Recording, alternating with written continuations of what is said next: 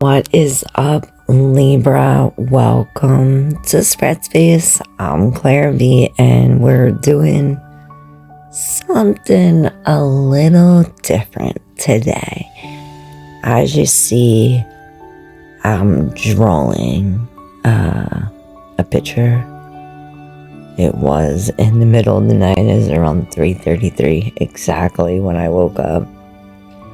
And I was like, I feel like being creative. Let me draw. And I started off with that line in the middle, right where my pencil is, with that thing. And I was like, oh, it looks like a sword. And I started off, drawing like that. And then I started with the circles, and it ended up being a face. And one face turned to many faces. And as you see, there are many faces. I see aces. What do you see? I also see a brick wall. It's an image telling you that the faces are rising above. They're above the surface or the foundation. It could be many eyes in the sky, spirits, helpers, stars, people, friends, family, gatherings. This could be the many sides of you, different personalities, the different relationships you have, different aspects of yourself, and it could be all of the previous zodiac signs, because we did them all. And you are last on the roster, but certainly not least. So I shuffled and dealt your three cards prior to the drawing. And the mushroom card came out first. Then then I thought it said rebellion at first. Then the Janet frame card that says belonging.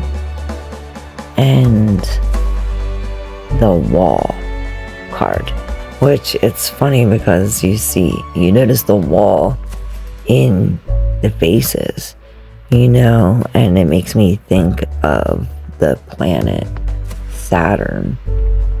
Saturn is like that brick wall, that limitation, a limit, you cannot pass that certain point.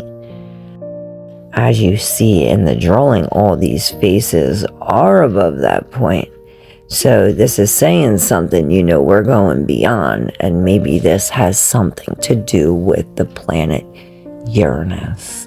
Now, Uranus is all about surprises. And Uranus was the first planet, seen, discovered without the naked eye. Before Uranus was discovered, it was just Saturn. Saturn was the limit. There was nothing beyond Saturn we couldn't see. Then the telescope was invented. And from there, Uranus was the first planet discovered by the telescope. The first planet that we can see sometimes, but Saturn is the limit. Saturn is the boundary. Saturn is this wall. So wherever Saturn is in your chart, or Saturn return in your transiting chart, whatever, this is affecting you in one of these 12 aspects, or, one of these ways. Now, back to your cards. Let's start with the middle card, belonging. As you see, it is a red-headed woman in the center, facing towards us with her left hand on an eel in a dark black pond with fairies, butterflies, and fireflies flying above her head. Janet Frame. Now, this lady looks determined. She looks determined, and by the red hair, I think of like, and with the fireflies, I think of maybe a fire sign or a firecracker, or, there's determination, passion, and, almost, willingness and a definite smile on this woman's face, or this man's face. Now, one hand is in the water. It's as if there could be something under there, or there could not be. And it's as if whatever she's doing below is affecting what these fairies and these other winged creatures do above her. It's as if by her catching this eel or touching it, maybe she's letting it go, whatever she's doing with this eel, while she places her hand on this eel, I don't know if it's electric, it does something, and it brings these fairies and fireflies and butterflies together. Now, these fairies are odd creatures. They look like little black aliens with wings, signifying some kind of unique creation, unification of unique creation. I gotta write that down. Unification of unique creation. Okay. So, this woman belongs here. These creatures belong here. This eel belongs here. Where are you when you feel this sense of belonging? You are exactly where you belong. It's as if she's it's almost as if this water is like rising and rising, like she's been standing here for a long time. Maybe we've been waiting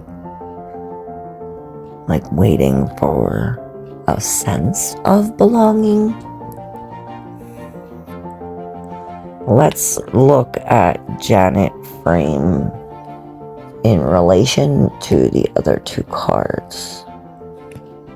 Before we do that, let's look at the card individually. I'll start with the mushrooms to the left of her. So these mushrooms, all different sizes, are it's in reverse. This card, the mushrooms card, is in reverse. These mushrooms are upside down. So this is some kind of uprooting. And it's some kind of uprooting of a fungus. A fungus among us. A mold, a growing. Something where there was moisture, which moisture comes from, I think of emotion, or like a stagnant emotion, like an emotion deep within us that we have hidden, or some kind of emotion, maybe an emotion behind the wall, something that we can't see. Speaking of the wall, The wall is circular shape with doors. The doors are closed. And if you look at the mushroom and the wall like together, it's as if the mushrooms are growing on the ceiling of the wall.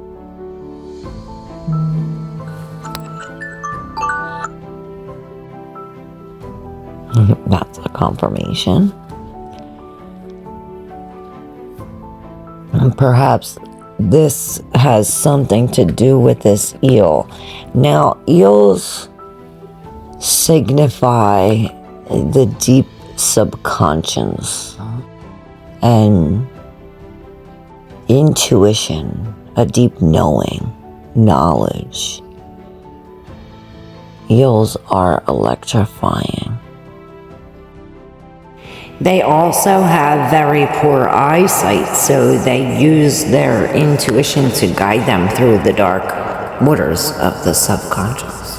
A recent discovery was made by these scientists who put these tracking devices on the eels and discovered that all eels are born at the Bermuda Triangle. There is not one eel born anywhere from America to Europe, anywhere all over the world that is not born in the Bermuda Triangle. Now, for those of you who don't know, the Bermuda Triangle is located between Puerto Rico, the Bahamas, and Florida. Now, the Bermuda Triangle was a place known to be like this mysterious place where all ships and planes would mysteriously go missing. Now, this mysterious place, these eels are only created at this mysterious place. So maybe something about this unique creation is born at this electrifying, at this mysteriously and electrifying. And they're also maze finders, like maze, like they find their ways through anything. They will go through miles and miles of fresh water and salt water and even land to get to the Bermuda Triangle to do their mating, so they can lay their eggs. So, yeah, that's one interesting thing about these eels that is obviously important to you somehow. Shocking. Like I said, perhaps Uranus has something to do with it. And nice. The subconscious. Wow. Look at that. We were just saying about the subconscious, the eel. Now, on the top of the deck, you received the doll. And the doll. And on the split, the doll is standing on the wall. And this subconscious is on top of the mushroom. Now, if you look at the subconscious, we have a lot of things going on here. Now, this woman is writing. She is expressing. She's writing many things, many words, maybe poetry. Maybe we're writing a dream journal. We're just journaling. Maybe we're doing a to-do list. Maybe we're writing to get organized. We're writing our feelings. If you notice, there's two other images in the picture, one to the right side, one to the left side. They're both looking at this girl. Perhaps both of these darker shadow images are just that, like a shadowy aspect of yourself.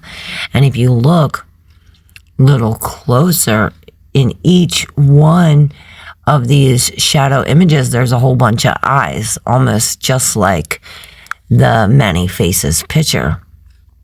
It's as if there's all these eyes in the shadow or different parts, and the one part of you, the one in the deep, deep subconscious underneath, has a pearl. It's as if This part was the beaten, battered, hurt, bruised part where, you know, you've been through the same situation or the same kind of experience as this pearl.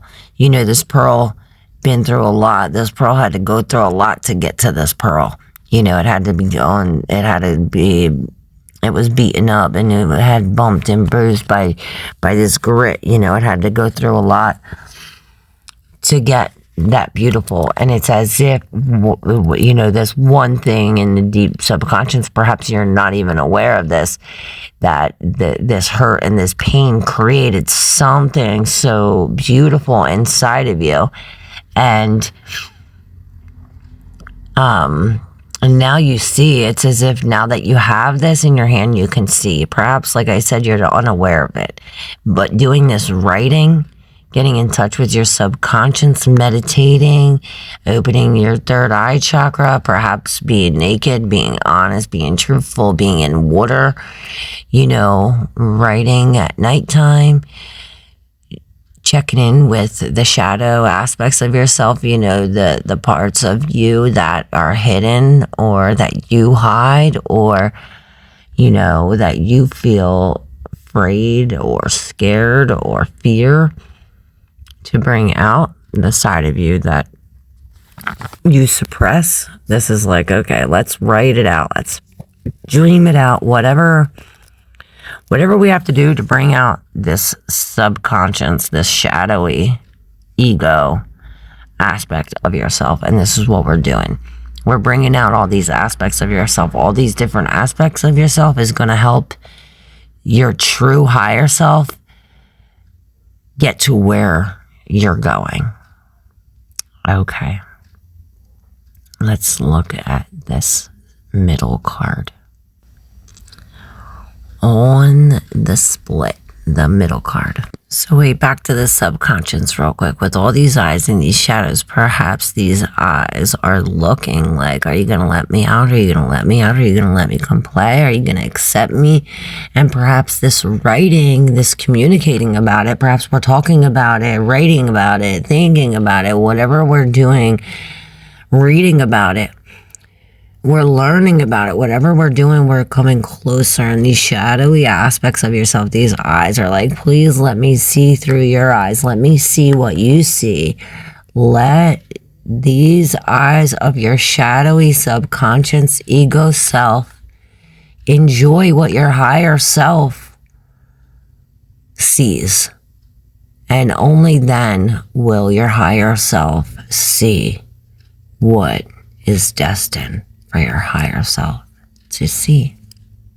Thank you so very much for watching. Don't forget to like and subscribe. Comment how you resonate. And I'll see you soon. Love you.